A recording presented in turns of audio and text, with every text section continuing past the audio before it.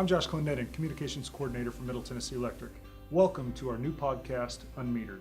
As a member-owned not-for-profit electric cooperative, we're focused on providing affordable, reliable, safe electricity and outstanding member service.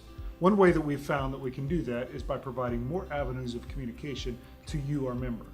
Through this podcast, we hope that you'll be able to find some helpful hints, tips, and things to help you conserve energy, as well as some informational pieces that will help you understand what it is to be a member.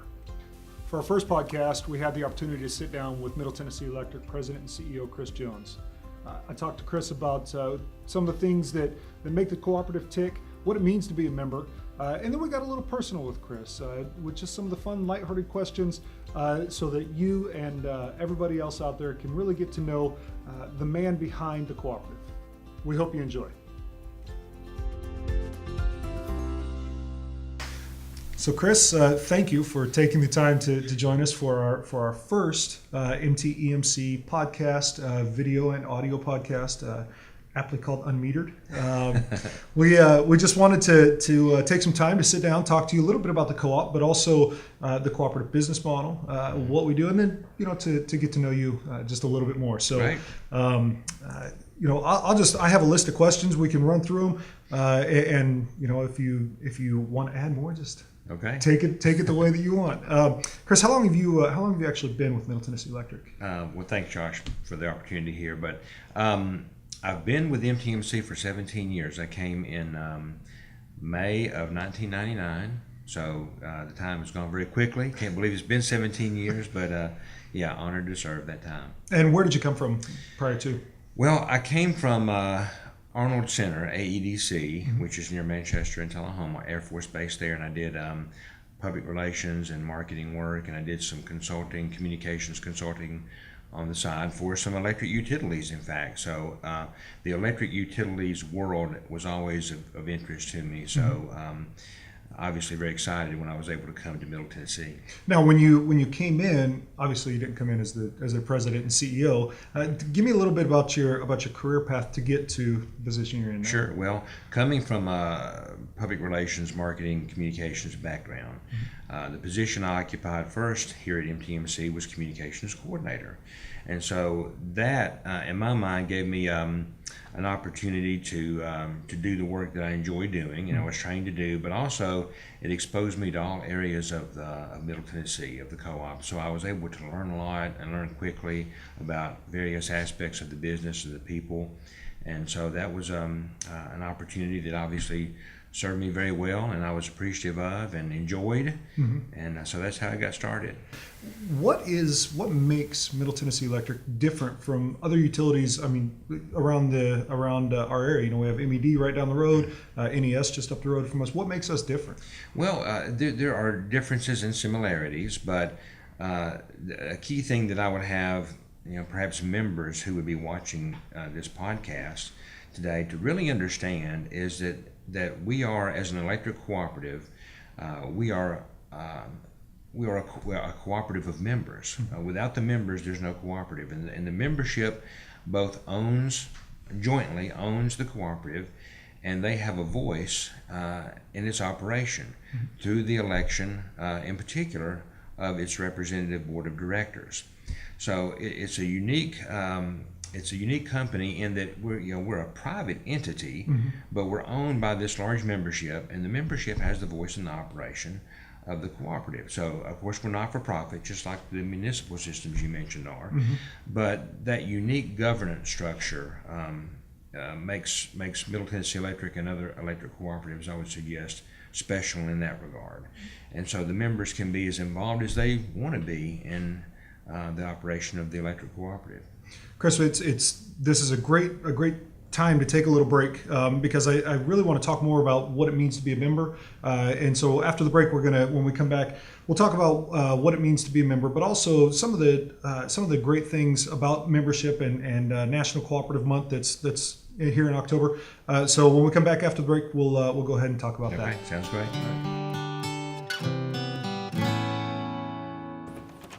What are you doing? framing a Habitat for Humanity house in Lebanon. But you've been on the couch all afternoon. Earlier, I rescued a collie in Las Casas. What about yesterday? Make-A-Wish Foundation. Tomorrow? We're giving books to the Spring Hill Library. What do you mean, we? We sign up for Sharing Change with Middle Tennessee Electric, so we easily donate to hundreds of local charities. Come on, join me.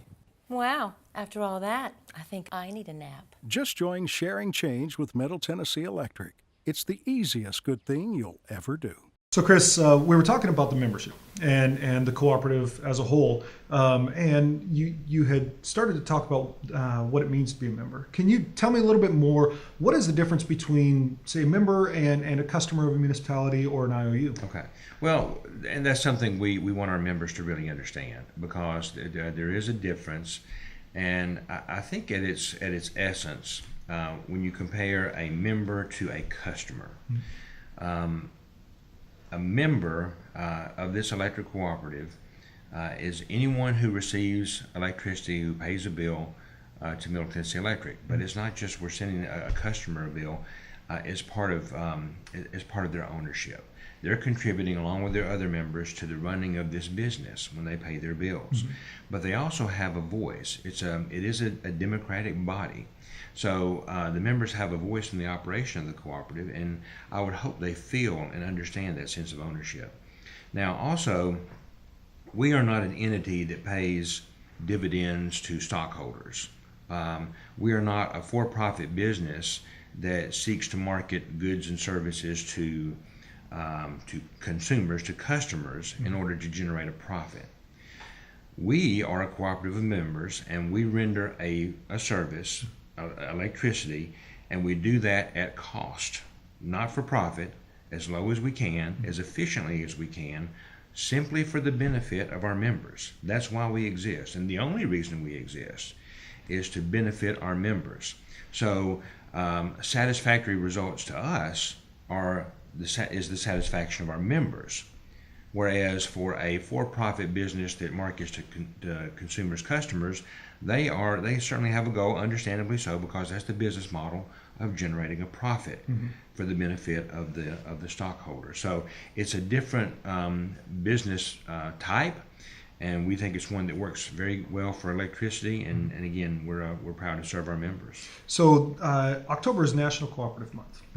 Can you talk to me a little bit about we've been talking about Cooperative Month, but it also celebrates public power, which for some of the folks that are listening, some of the local municipalities that they celebrate that.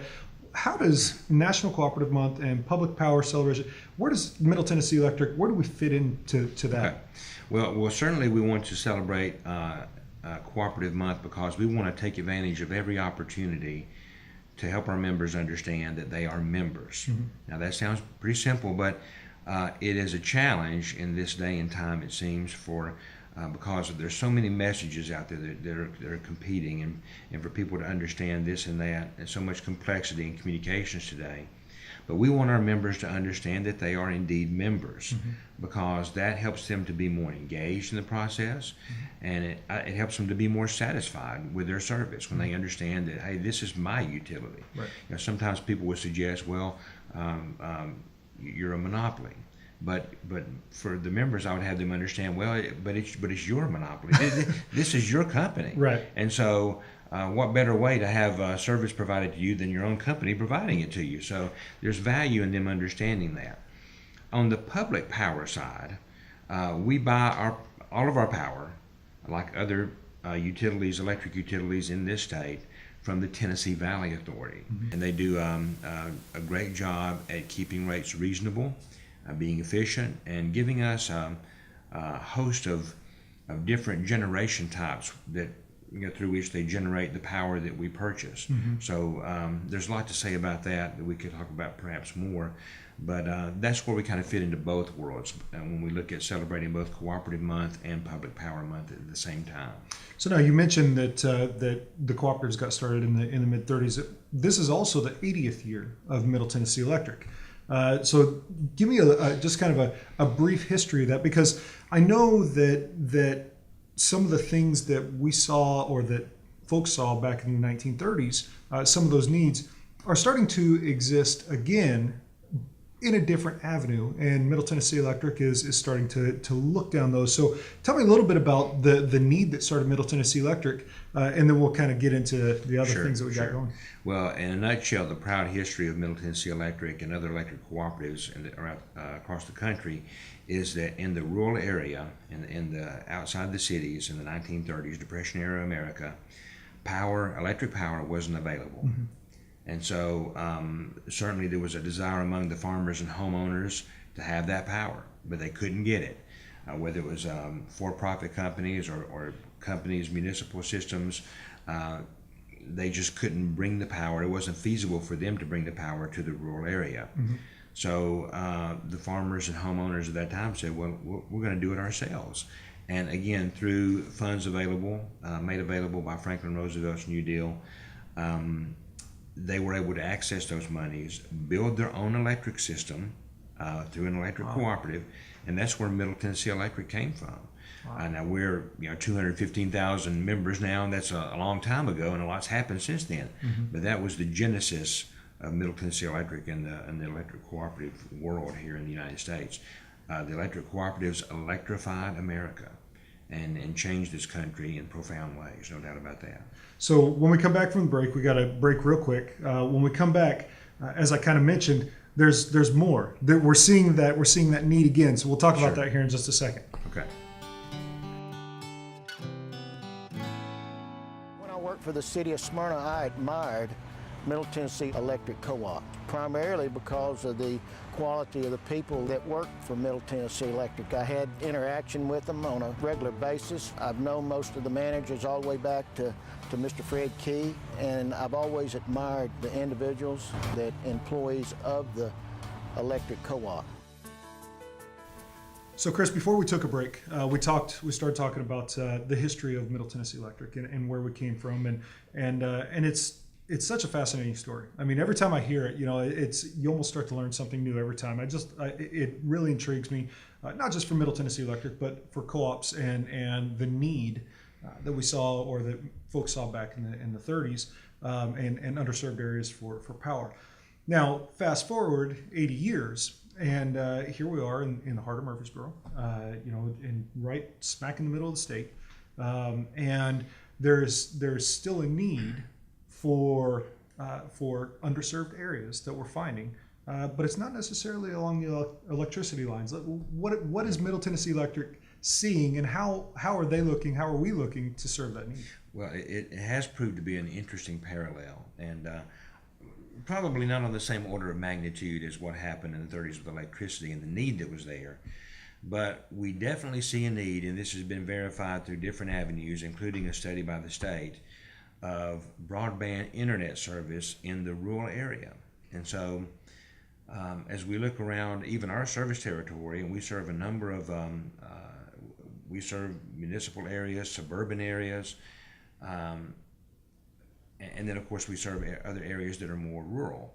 But as we kind of look across the service territory, we see a lot of need for this broadband internet service, and some of it is very profound, dramatically underserved areas within the boundaries of our service territory. Mm-hmm. And again, it varies from county to county, place to place.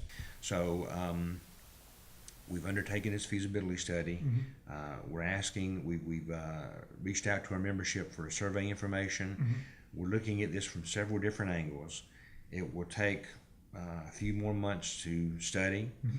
And we hope by the end of this year, beginning of next year, we can have enough information gathered to where we'll be in a position to make some decisions about maybe what we can do. Mm-hmm. So we're excited about this from this prospect of being able to maybe serve in a broader way, being able to solve a problem that's there that's similar to what gave rise to us in the first place. Now, you had mentioned serving, and one question that popped into my mind earlier this year. Middle Tennessee Electric looked at a new revamped charitable offerings. Yeah. I mean, it's along the charitable lines of what we do with other opportunities with electricity. It's along the same giving line. So talk to me a little bit about Sharing Change. Sure, I'm glad to. And again, this is another, in my mind, at its essence, an opportunity for us as a cooperative of members to do something together that makes a big difference, just like we did with electric service yesterday and today. But what can we do as a cooperative of members to help those who are less fortunate in our service territory, or to do something to benefit causes that we believe in here in our community to affect our local community? And so that's what Sharing Change is. Now, Sharing Change is the consolidation and kind of the rebranding, if you will, of all of our charitable and community impact efforts. So what we did earlier this year was we kind of folded all those in together, and we put one name over everything, and we called that Sharing Change. So in an effort to both help it to be more understandable and simple to communicate, to make it more efficient and effective, that's the effort we undertook earlier this year. So for those members who may be listening, one thing I would certainly encourage them to do is to take a look at Sharing Change, and at its minimum, a way you can very simply participate is to agree to have your bill rounded up, and that spare change, simple enough, set aside every month, and 100% of that contribution goes to a community impact effort. Now, we have a separate board called the Sharing Change Board that meets together on a regular basis to evaluate grant requests, and so we can benefit these community causes. But our members, if we just contribute a little bit together, even just simply rounding up our bill, combined together, that makes a big impact collectively. And then, again, our members can rest assured that 100% of their contribution goes to local, community, and charitable impact efforts. So it is a cool thing. It is a great thing. And one thing I would be sure that our members understood, though, is in this rebranding effort, if they used to participate in Operation Roundup, maybe you just kind of take it for granted that you do. When we rebranded, we have kind of restarted, and we're asking everyone to re-sign up for this effort. So if you used to participate, please check your bill to make sure that you have signed back up again, because we'd love to have you participating with our other members toward this very worthwhile effort. That's a fantastic point. I know that that there are some members that do think that they're still involved in, so it's worth it, even if it's a phone call, just to find out if you're in it or not, or stop by the offices, or just look at your bill. That's a great point. Chris, right before we head to the break, I want to ask you one question, and I have a feeling just from the last handful that I've asked you, it's going to be an easy one. What is, if you could put one thing on it, what is the secret to the success of Middle Tennessee Electric? To me, it comes back to service. It really does, and having a heart for service as the team working here for our members. If we can keep in mind and keep the focus on and live it out, that we are here to serve, and we're here to serve our members, and that's our goal, that's our focus, that's why we exist, and we want to do it in a way that our members see us in a world-class kind of a way, so that we're delivering satisfactory and beyond kinds of service. Then we'll be good, and also that our members again understand that they're members. I think that makes for a much more successful cooperative. So, in a nutshell, that those of us working here for the members, that we have a heart to serve, and that members understand that they're members. That's exactly what I figured you'd say. That's great. Well, Chris, we're going to take a quick break, but when we come back, we're going to get to know you as not as the president and CEO, but Chris Jones, the individual. So we'll be right back. Hey, Slacker, let's play Frisbee. Slacker? I'm feeding a hungry person in Smyrna. But you've been here for hours. Earlier, I was canoeing with the Franklin Girl Scouts. Yesterday? Cannon County Rescue. Tomorrow? Big Brothers Mount Juliet. Seriously, Grandma? Yep. Joining Sharing Change at Middle Tennessee Electric seriously lets us donate to hundreds of local charities. Never mind, Grandma. You deserve a break. Just join Sharing Change with Middle Tennessee Electric. It's the easiest good thing you'll ever do. Chris, thank you for kind of giving us the official and the business oriented piece of this podcast. It's always important when we talk to folks just to kind of understand not only their role in the company, but how they got to where they are and their vision for whether it be their department or in your case the overall company.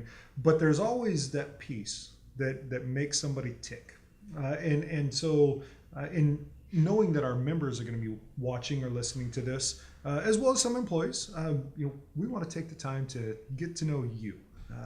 So we have just a short list of questions that we'll ask that are really not business oriented.